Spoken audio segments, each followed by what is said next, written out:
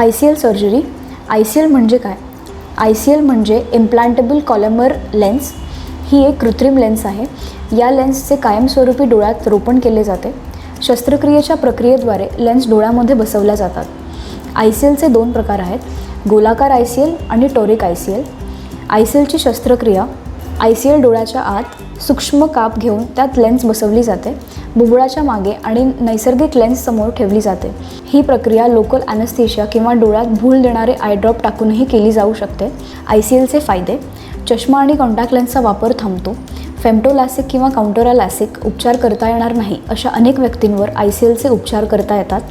मोठ्या संख्येने myopia -0.5 dioptre ते -20 डायप्टर आणि हायप्रोपिया +0.5 डायप्टर टू +8 डायप्टर साठी ही शस्त्रक्रिया सुरक्षित आहे. शस्त्रक्रियेनंतर 1 ते 2 आठवड्यात आपले दैनंदिन उपक्रम पुन्हा सुरू केले जाऊ शकतात. अडचणी. शस्त्रक्रियेच्या दिवशी थोडा त्रास होऊ शकतो.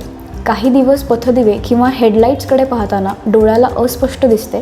मोतीबिंदू तयार होणे, इंट्राऑक्युलर दाबात वाढ, रेटिनल डिटॅचमेंट अशा गंभीर गुंतागुंत शस्त्रक्रियेमध्ये होत नाहीत. झाल्यास त्यावर उपचार करणे शक्य आहे.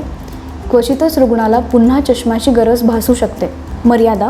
ही शस्त्रक्रिया 21 वर्ष वयाच्या पुढील वयोगटातील नागरिकांवर केली जाते. ICL शस्त्रक्रियेमुळे प्रेसबायोपिया सुधारत नाही. गर्भधारणा किंवा स्तनपानाच्या वेळी ही शस्त्रक्रिया करता येत नाही.